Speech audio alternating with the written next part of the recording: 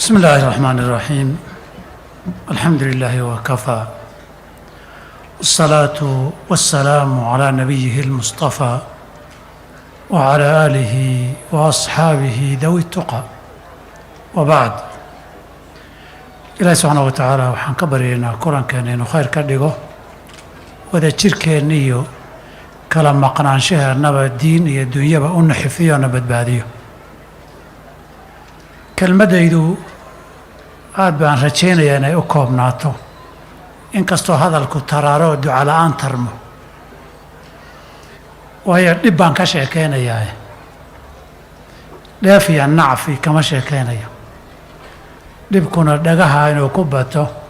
tusaalayo kooban baa kaga filan. kelmadaydu waa baraha bulshada iyo bi'inta dhaqanka ay ku hayaan iyo diinta labadaba. baraha bulshadu waa wax markii taariikhaan la eego aan waqti taariikh dheer ma laha, waa wax dhowr iyo labaatan sano ah, haddii lasii fogeeyana aan sodomeeye ka badnayn. meelo dadku isugu yimaado ama laga soo qaadayo ood adigu ka dhigaysa, ka soo qaadaysa, iska rumaynayso inay dad sidaa iyo sidaa xaajada iyo xidhiirku idin dhex marayaan. magacyada meeshan ka muuqda ma runbaa ma beenbaa lama yaqaan, yaa raga yaa dumarana lama yaqaan. dumarku magaca rag bay ku samaystaan, ragguna magac dumar buu ku samaystaa. in badanna magacooda maba sheegaan oo naanaysi iyo erayo bay la baxaan. siyaabo kale waad ku ogaan kartaa. marar badanna inaad xaqiijiso way adkaataa. yaa dhab ah markii xukun sharciya waxa la xaqiijiyo la yidhaahdo, cid kula xiriiraysa inaad garan weyda waa dhici kartaa. adugu laakiin inaad bulsho badan iyo dad badan iyo goob badan oo wax la isku dhaafsanayo, dad la xiriiraya ku jirto oo dad wax idin dhex marayaan ayaad ka dhigtaay oo ka soo qaadaa. runtii faa'iidooyin badan way leedahay, waa seef laba af leh. wax sanoo wanaagsanna waa loo isticmaali karaa, dacwaa laga fidin karaa, mu'tamaraadkan iyo duruustana ka baxa, culumtii iyo aqoontiibaa diin iyo dunyaba lagu kala qaadan karaa, xogtii iyo khabarkiibaa la isku dhaafsan karaa. dadka dhibanayaasha ee meelo badan jooga baa si degdega xogtooda lagu tabin karaa, xaaladooda oo maqal iyo muuqaal sawiranna dadka lagu gaadhsiin karaa. wixii xumo ee socda ama dulmi ah baa tooshka lagu shidi karaayoo dadka si degdega lagu gaadhsiin karaa. waa un tusaalayow wax badan oo faa'iide ay leedahay, laakiin mawduucayga ma aha. waxaanse u tilmaamay inaydaan u qaadanin inaan leeyahay meeshu waa bale iyo dhib keliya. dhibna way leedahay, dheef iyo wanaagna way leedahay. seefta labada af leh, mindida qofna raashin buu ku karsadaa iyo hilib buu ku jarjartaa, midna dad buu ku dilaa. qoriga iyo xabadduna inna naftiisi iyo dad beri uu ku difaacaa, inna tuugo iyo boob iyo dhacaya dulmi uu ku geystaa. hadba saameyntoodaa kala badan, say u fududdahay baa kala duwan, laakiin dhibna waa leedahay, dheefna waa leedahay. dheefteeda iyo wanaagga sida looga faa'iidaysan karo haddii wakhtigu ii soo haray insha allaahu dib baan waxyaabo ka tilmaami doonaa, qaaraan horey usoo magacdhabay. dhibka baraha bulshada ka jira waa wax fudud.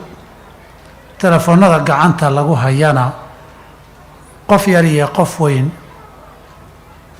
in waalan iyo in miyir qabta intuba ay isticmaalayaan. xumaha laga fidin karo meel fogna durbo si fudud ku gaadha. saa darteed baan dhowr tusaale ka soo qaadayaa. markii mawduuca laygu qoray intaanan aqoon dad baan u yeero, waxaan idhi war waxa ugu badane dhibka ee ka socda bal wax iga tusa. baraha bulshada ma ha noqdaan. waagii hore waxaan ku soo bilaabanay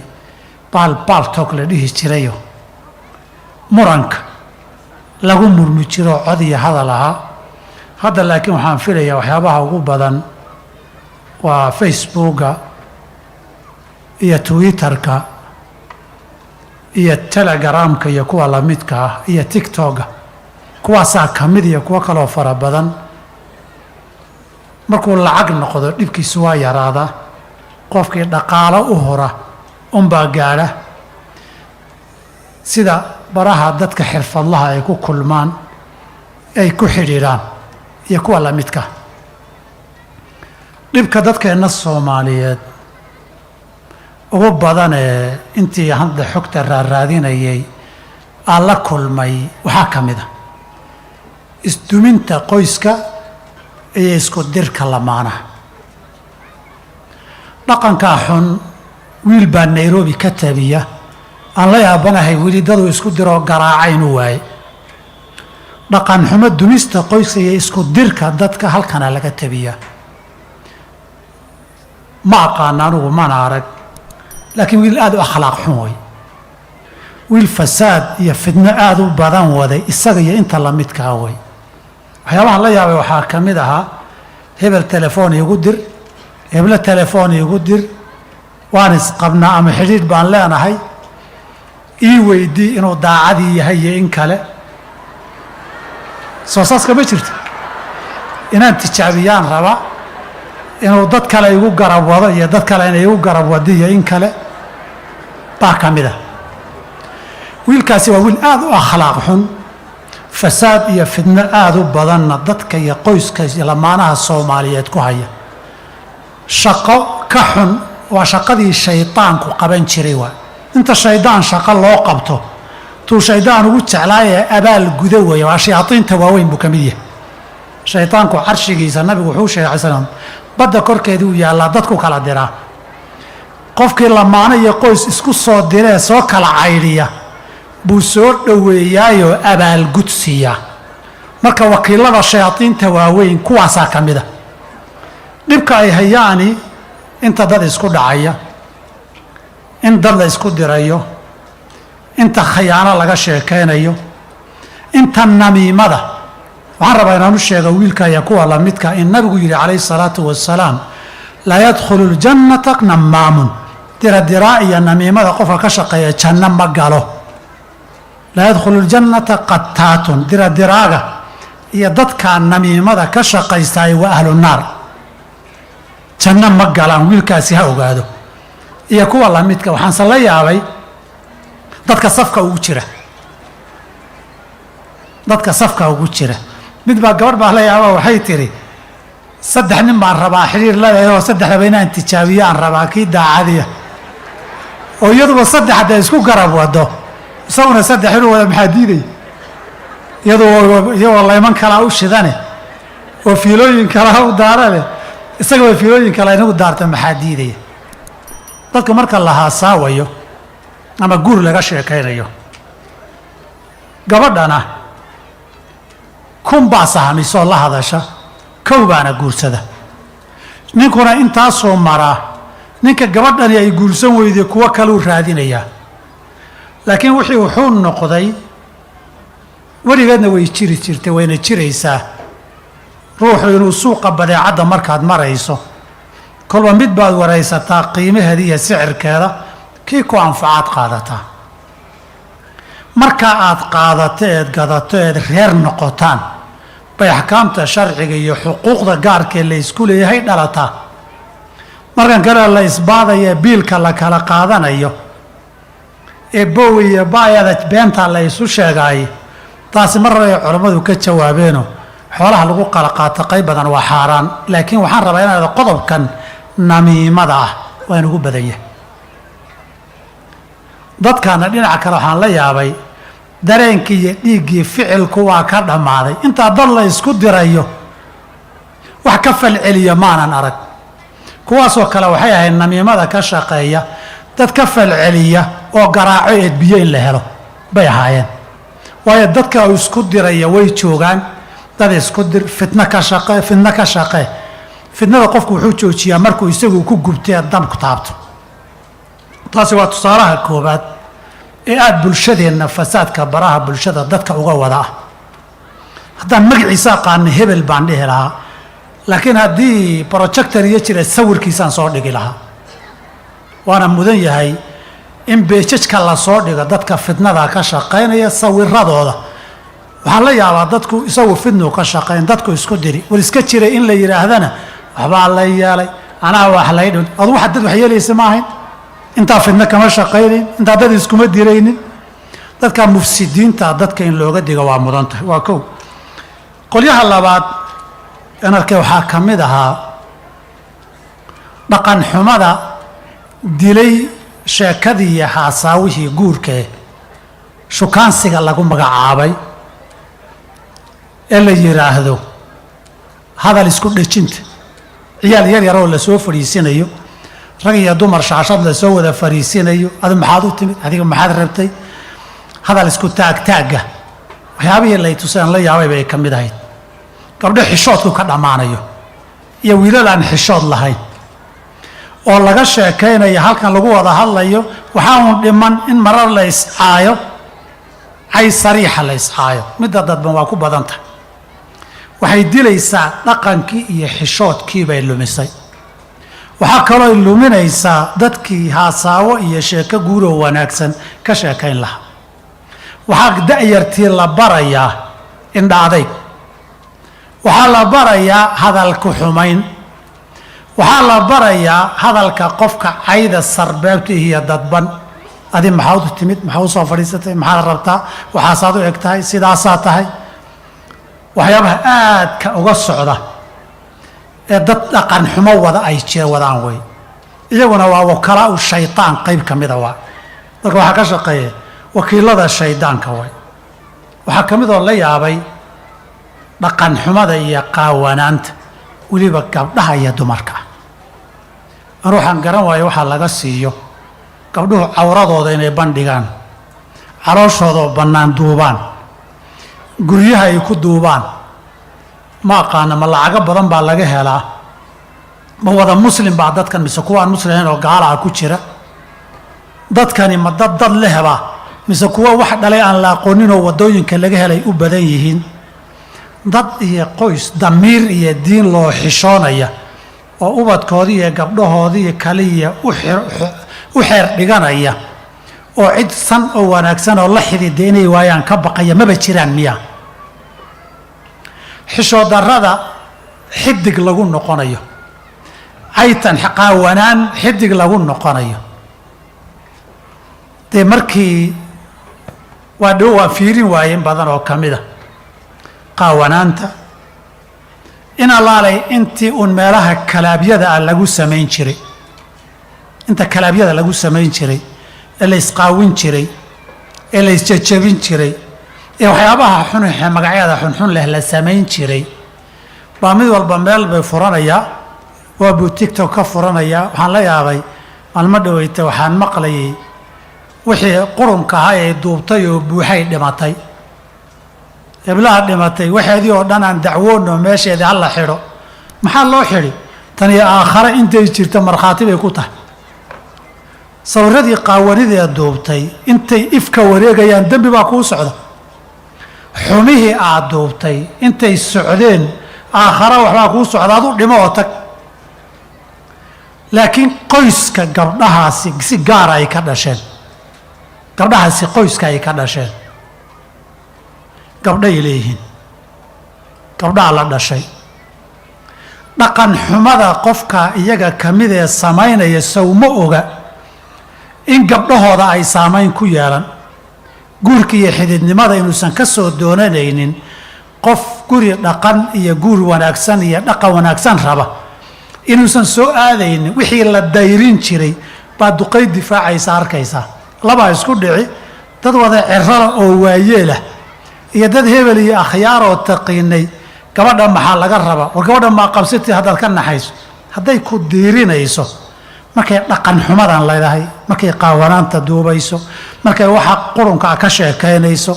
markay jirkeeda oo dhan bannaanka dhigayso soo ma ogid sharaftaada inay meel kaga dhacayso soo ma ogid inay qoyska dhan magac dilayso.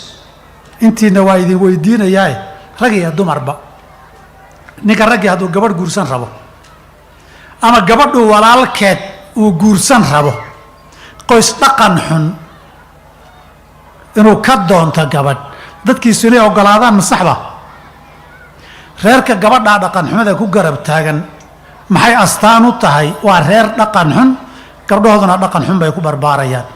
miyaydan u turaynin qoysaskiina aabaada iyo ummahaadka hooyooyinka iyo aabbaha walaalaha rag iyo dumar leh xigtadii iyo qaraabadu waxaan qoyskiinuu ku soo noqon doonaa waxaa lagu aqoonsan doonaa hadda kadib war qoyskan gawaa iyo qoladan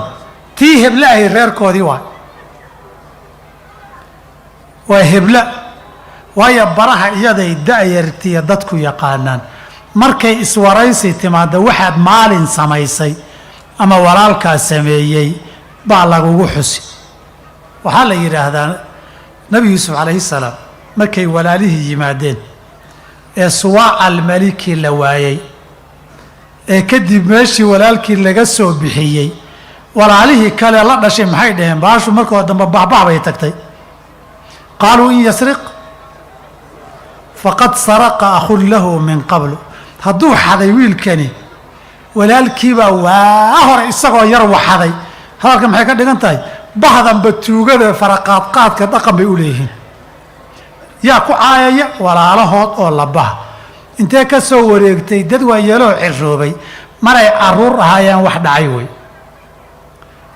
nin arday wada ahaynba wuxuu iga sheekeeyey jaamacadda sacuudiga waan dhigan jiray baan tuuladooda tagnay tuuladaa qiso ka dhacday buu igu yidhi iyo tuulooyinka ku xeeran mid ay ahaydba dhaqanka baadiyaha soomaaliday la dhaqan tahayo baashan neefta ama dhuusada ceeb weeye nin dhalinyaro ay ka fakatay tuulo yar bay ahaydee reerihii waa joogi waayey de hadduu reeshabee lala joogi lahaana taalaaba meesha laga dhisi lahaa dhagax iyo geed baa la dhisi lahaa uu cararay meel kaluu tegay oo waddan kaluu tegay oo dad kaluu la noolaaday maruu waayeeloo 80 jir meelaha gaadhay wuxuu yihi war qabri baad agtii joogtaaye bal dadkii qaraabadahaa soo booqo meeshii buu yimid dee dad 40 jiro oon weligood arag oo hortood iyagoon dhalan uu tegey iyo kuwo 50 jiro oo 10 jiro ah markuu tegayey baa la isweydiiyey war ninkan odayga waayo ninkan waayo waa qoyskan oo kuwaan adeeru yahay xaggee jirayo waxaa la yidhi waabay ka fakatoo baxsaday 40 sano ka hor bay waa ka fakatay neefo u cararay ninka 40 sano loo xasuusnaa gabadha reerkiina ah waxaa u tagseegi oo u guurseegi gabdho badan oo qoyska iyo reerka ah qof sharaf iyo qiimo raba rag iyo dumar toona qoyskaas marka laydin waraysto waa hebla reerkoodii waa qoyskii heblaad hebla maxaa lagu yaqiinay qaawanaan dhaqan xumo edab darro akhlaaq xumo diin xumaa lagu yaqiinay gabdhihiinna intaa waxaad u qabataan kuwa kale mustaqbalkiinna iyo sharafta qoyskiinna ilaaliya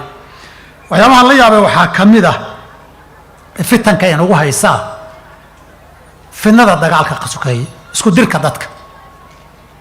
imsaa qabaa'ilka la ysku dira maamulaa la ysku dira qoysas baa la ysku dira qabaal baa la ysku dira talaayay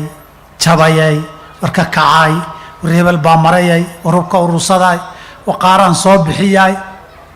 mararka qaarkoodna fitnadii abuurkeedii iyo qaawanaantii baa la ysku daraa iyo ceebtii soo haween qaawan oo fariimo dagaal taagan oo qoryaan qaadanaynaa le mid arkayn soo mid arag marar badan markay reeruhu qabaa'ilka xuduudaha iyo wax isku dhacdhacaan fitnada isku dirka dadka dagaalka hurintiisa dabka shididiisa kii naar afuufahayoo dhan kuwaasoo kale wey waagii hore reeruhu dad bay lahaan jireen gaara oo hebel iyo heble iyo la yaqaanoo fitno ka shaqeeya maalin dhaweytaa waxaa laygu lahaa 2 qiso hore nin baa wuxuu ii sheego wuxuu yidhi reer baa waxaa jiray nin fitna ka shaqaysa 2 qoys oo ilmaadeeraa ceel isku laayay waa la isburbureeyo qolaa laga xoog roonaaday kadib odayaashii qolada kale waxay yidhi war dagaalku isinagu fogaanine aan dadkii ka daba tagno nabad doonno sabeen xidhno xaal aan geyno hebelna inaga ilaaliyuusina raacan isagiina markay baxeen buu dhinac ka baxay korkuu ka fiirsanaya ragga socda marka la soo dhaweeyey guri loo goglay galayaan buu gadaal ka gaadhay waa nin oday waayeeloo garhkiisi iyo madaxiisu cadya nimankii waa lagu sabeen xiray raalli ahaada iyagana waa aqbaleen waa soo dhaweeyeen markii kicitaankii la jooguu gacanta taagay inuu hadluu rabaa markaasaa waxay dhaheen qoladiisii ma hadlaysidee shibdhe war ninka oday weeye hadlaan qoladii loo yimid baa cadaadisay waxay dhaheen ninkaa noo qaban maysaan may ha hadlee daaye wuxuu yidhi tolkay waa mahadsan yihiin xaal iyo xaajad ay garteen reer kalaanu nimidna waa mahadsan yihiin walaaltinimadii iyo xaajada ay aqbaleen shalay wixii dhacay ama wixii dhacay raalli maanaan ka ahayn wixii meesha ka dhacay ilaahay baqihiinnii buu inagu badbaadiyey buuri ilaahay baqihiinnii buu inagu badbaadiyey haddaydaan cararin waa la ysku jabijabi lahaa ninkaasi masamuu ka shaqeeyey mise baluu shiday wuxuu yidhi baqihiinnii baan ku haddaydaan shalay cararin nag baa la ysku dhihi lahaa balaayo ka weyn baa dhici lahayd haddii nimanka dee xanaaqeenna waxaa la yidhi idinkaa yidhi ha hadlo naga daayaan idinka weyn ninka waa ku naqaan nalama soconin gadaal buu naga soo reelay habeen dhaweytana waxaa laygu lahaa halkan Nairobi oon joogno qof aan aqaan oo dumara waxay tiri baa leeyahay aniga reer inaan kala geeyo wada joogo nabada nusaac igu qaadan mayso inaan fitna ka abuuron kala diro oo mar kala geeyo nusaac igu qaadan mayso kaasoo barabalo ku bulsho ku heshay maxaad u malay labadaasoo bara bulsho ku helay wax ka soo wada afuufaya buux oo fitno iyo dagaal iyo isku dir bahashii Soomaalida qabyaaladii sagaashameeyadii iyo sideetameeyadii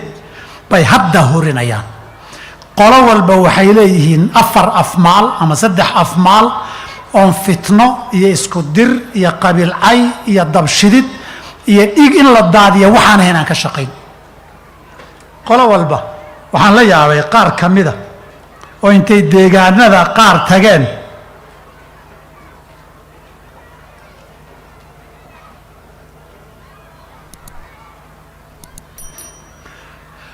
intay tageen sida boqor iyo madax loo soo dhaweynayo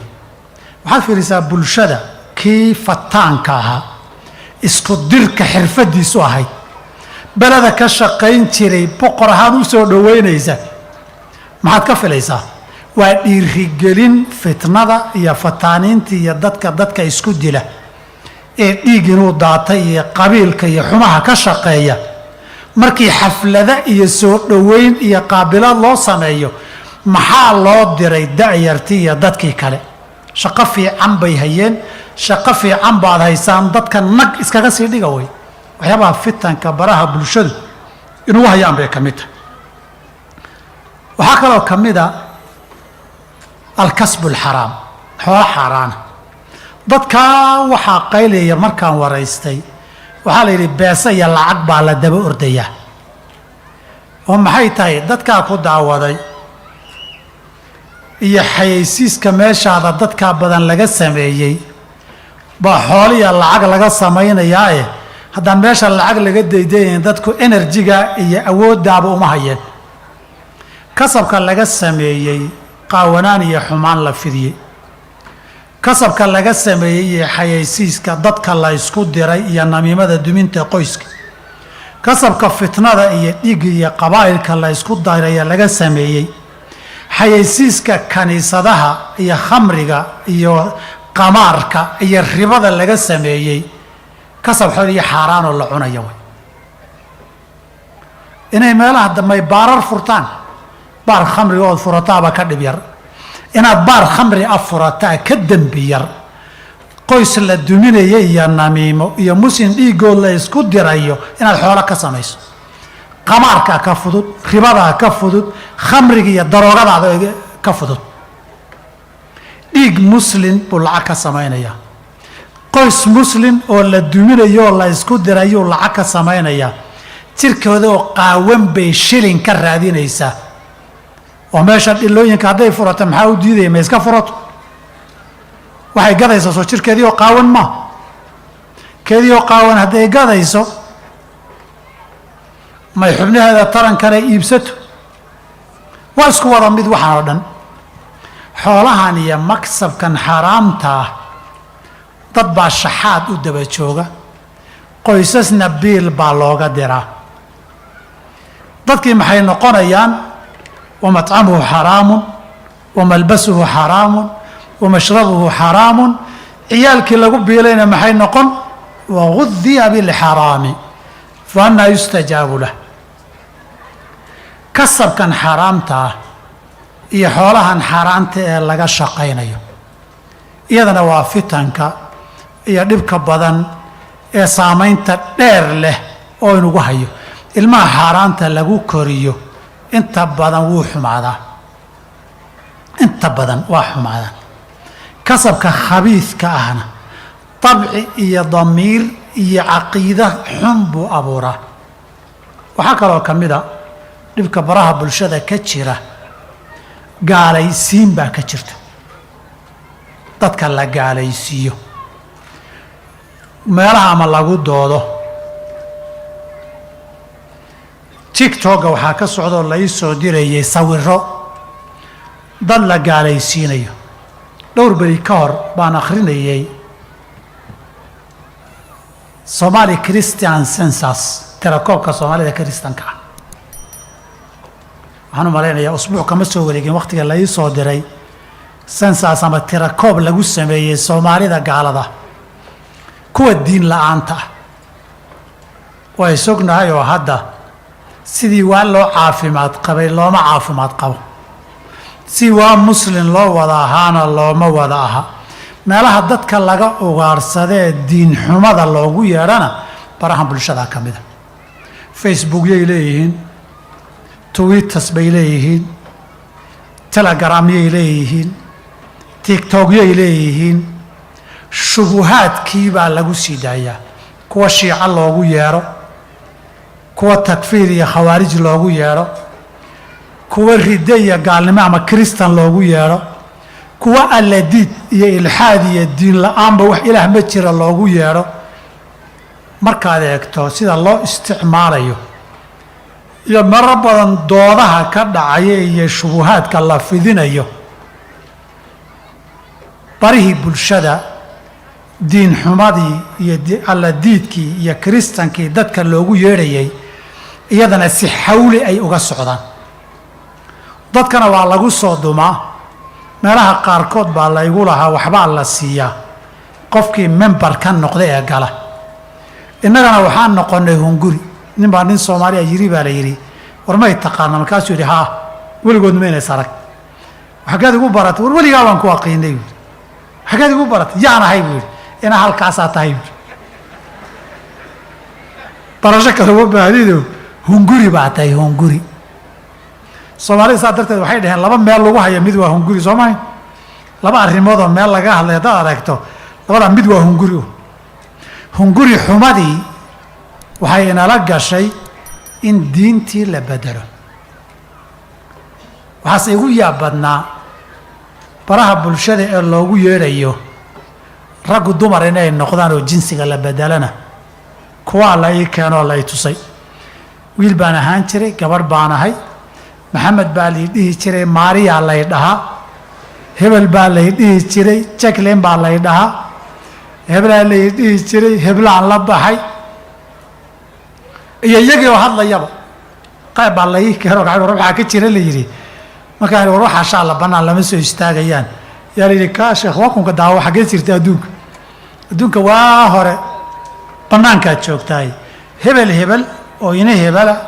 hebela oo la yaqaano oo soo taagan oo leh aniga Axmed baa la dhihi jiray haddana Maariya la dhahaa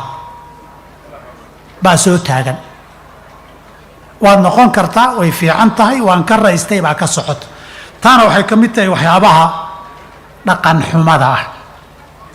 ee akhlaaqda iyo diinta dilaya ee barihii bulshada ka socda ayay ka mid tahay inahaasi waa tusaalayaal kooban u baahan wax ka qabad waxaan u baahannahay da'yarteennu qofku intuu yar yahay intuu geed ka boodo iyo tala ka boodaa telefoonka mobilka iyo smartphone-iskii iyo iPad-kii baa gacanta lagu wada wataa iPad-ku waa waaweynaaday haddee telefoonkii yaraabuu qof walba luuq la taagan yahay afarta wada socota mid la hadlaya male mid walba kanuu ku mashquulsan yahay waxay noqotay halkaasaa wax walba u soo maraya guruub buu ku jiraa yay yihiin ma yaqaano ma wada xaliima ma wada xasanba ma isku dhex jiraan lama yaqaan yaa magacan watoon ahayn lama yaqaan da'yarteennu waxaan u baahannahay meelaha waxbarashada muasasaadka tacliinta iyo dacwada masaajidda iyo malcamadaha guryaha iyo xaafaduhu baladan iyo dabkan fitankan hulaaqaya inay waalidka iyo dadka waxgaradkii waaye iyo wacyi u yeeshaan inay ka waaniyaan ubadka iyo ilmahana ay ku baraarujiyaan khatarta iyo dhibka ay leedahay hadda drugs baa lagu kala gadaa baan arkayay meelo shiishadaha ku beeciyo ku iibiya drugska baraha bulshada isugu dirana shalay miyahayd wixii la ii keenaya la ii tusaya lahaa tanna waa jirtaa drugs baa lagu gadaa halkaasaa loogu soo diraa halkaa ka qaado halkaa ugu imo waxaa lagu xayeysiinayaan beejash dhan tan magacaasaa la dhahaa taa nambarkaasay leedahay taa intaasay samaysaa taa intaasaa laga helaa taa bricekeedu waa intaa taa qiimadeedu gruub dhan oo fara badan baa memberska ah muxuu ugu biiray mataqaani war meesha waa meel dragise muxuu ugu biiray ilmahaaga la soco inkastoo dragisku sideeda kale qadiyad kale ay tahay oo hadda saacada xashiishada ay magaalada yaallaan saacada qurux badan oo carruurta loo soo gadayo laakiin xashiishada laga qaata ay soo galeenoo waalidku ilmahan suuqa saacadahan madmadowga uga soo gadaysaan bilmunaasaba inaad baraarugta lakiin taa waa qadiyad kale dragiska iyo sida looga hortaga iyo sida loo ilaaliyo laakiin waxaan rabaa inaan kusoo gebagabeeyo wakhtigii duhurka ayna hayee waalidka iyo inta waxgaradka mas-uuliyiinta ah waxyaaba badan baa dowladda hadday jirto laga codsan lahaa in laga xira wadamada iyo hawada wadamo badanna laga xiray laakiin meeshaan aan joognaayey wax walba waa furan yahayoo albaabadaa u ballaqan ilmihiinna iyo ubadkiinna ilaashada idinkuna dhallinyaroy gaar ahaan gabdhow dhaqan xumadan sii fidaysa yaan mawjadi iyo baddu idinla tegin aakharadiinna iyo adduunkiinnaba ilaashada oo waxaa la y tusayey intii meelo la geeyey cabaadayo ha i duubina leh waa la soo duubo haddana waagii hore qarxiska milooyinka la qarxiyaha la dhihi jiray hadda waxaa la yidhi waa la qarxiya haddii lagu yidhaahdo taa keliya ma ahee qof baa ceebtiisii bannaanka lasoo dhigayo wax si qarsoodi ah looga duubay iyo wax cod qarsoodi oo laga hayay iyo ku ceeboo laga hayay iyo bannaanka lasoo dhigi innaguna horaa waxay u dhihi jireen soomaalidu beelaan qofka qabiilaan nin u waalan qosol kama dhargin qofka waalan bay dhegaystaan oo ay ka maadaystaan baraha bulshadana inta waalan baynu dhegaysanaa inta wax magalka ahna warbay waxbaynu ka qaadanaa gunaanadkii sadaqa almustafa calayhi salaatu wasalaam markuu yidhi aakhiru zamaanka waxaa iman doonta waqti yukadabu fiihina saadiq wayusadaqu fiihina alkaadib been looga la yaqaanaa warkiisa la qaataa nin wal markaad tirahda warkan aad dhegaysanaysa oo mid balaayo oo youtuberle oo been badan buu ku dhihi yuuna dhegaystaa markuu soo kaco bilaabo isaguu ka bilaabaa yusadaqu fiihina alkaadib waa beentii baa run noqotay beenaalihiina halyey buu noqday ciyaal suuqiina xidig buu noqday xumaantiina ammaan baa lagaga dhigay baraha bulshada ilahi subxana wa tacala inaga iyo ubadkeennaba allah inaga xifdiyo ummadda muslimiintana allah ka xifdiyo asalaamu calaykum waraxmat ullaahi wabarakaatu